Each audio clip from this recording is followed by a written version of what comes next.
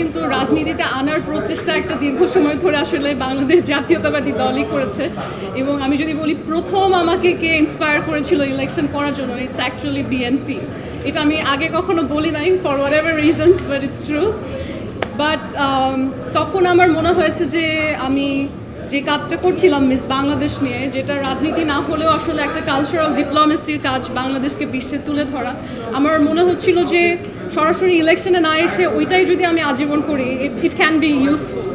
কিন্তু আসলে এর মাঝে অনেক কিছু ঘটেছে জীবনে, তখন আমার মনে হয়েছে যে না, আসলে রাজনীতিতে সরাসরি সম্পৃক্ত না হয়ে দেশ পরিবর্তন করা সম্ভব না।